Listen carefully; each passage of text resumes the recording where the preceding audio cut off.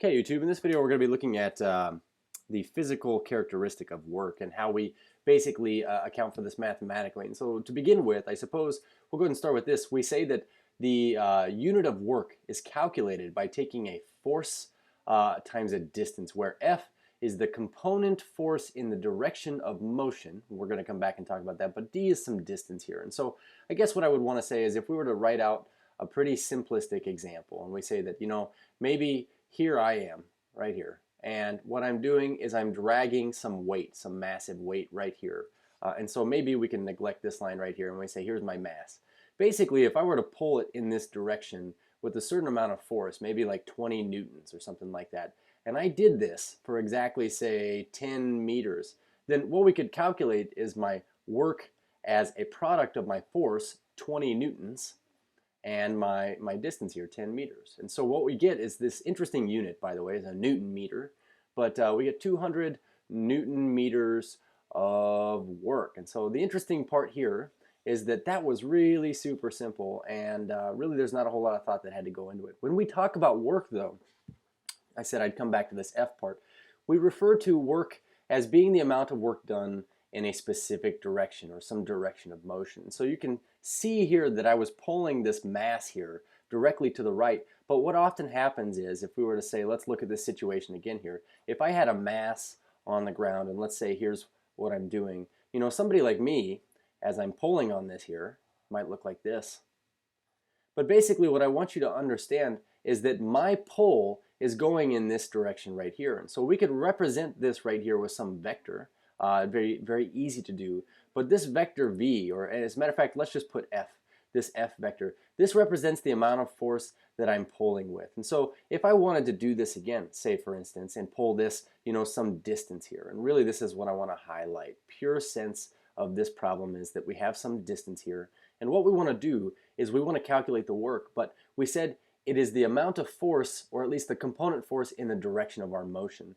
And so since our motion is actually kind of in this direction right here, let me switch colors here, so it's kind of keeps going forever and ever in this direction, or at least here's this distance that we're pulling it.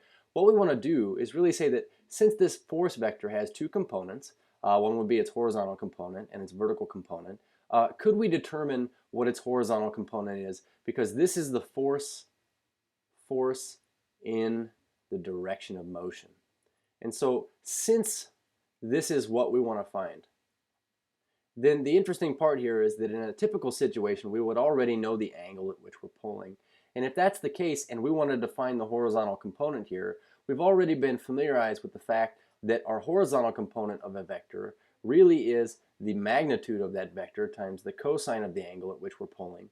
And then the vertical component would be the magnitude of the vector times the sine of the angle at which we're pulling.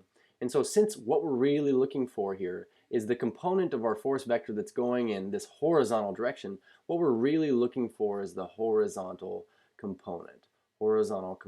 And so what we're going to do is we're going to take that horizontal component and we're going to multiply it by the distance that we're traveling here, since it is the portion of this entire force that is going in the actual direction in which we're trying to do our work here. And so to look at this more objectively, we could say that our work formula is a force times a distance. But what we're going to say about this is, since our force is the component of force going in the direction of the pull, and that's our horizontal component here, then what we're going to say is it's the magnitude of our force, or the length of our vector, okay? Cosine of theta is our force, and then our direction here. This is our horizontal, I'm going to write this here, horizontal component of force F. And so here's what we get as this expression here, where all we really need to do then is take the magnitude of our vector times the cosine of that direction angle and then multiply it by the distance in which we're pulling. And so what I've got here is just an example of what I'm talking about. Let's read through this first. It says a tractor pulls a log 800 meters. And so it looks like we have our distance here, 800 meters. I'm going to go ahead and record that here. And the tension in the cable connecting the tractor and log is approximately 1,600 kilograms. And so this is the force of our pull here. We see that the direction of the force is 35 degrees above the horizontal. What we want to do is approximate the work done in pulling the log. And so what I'm going to do here is I'm going to kind of try to represent this log here.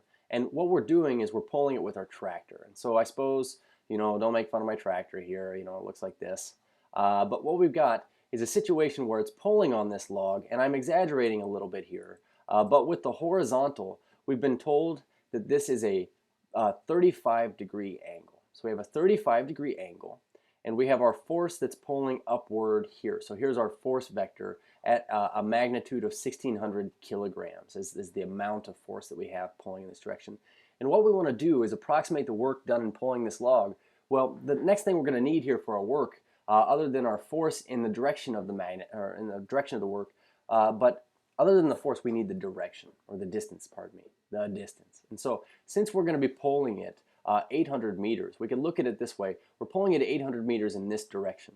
So we need to find, first of all, the component of our force that's in a horizontal direction, and then we're going to multiply it by this 800 meters here. So if you want to remember this simply, we're just going to say, well, then the horizontal component really is 1,600 cosine of 35 degrees is our horizontal component of that force. That's this vector here. And then we'll just take that times 800 meters. Excuse me. And so what we're going to get here is something that we will need to calculate on a calculator here. We say 1,600 cosine of 35 degrees.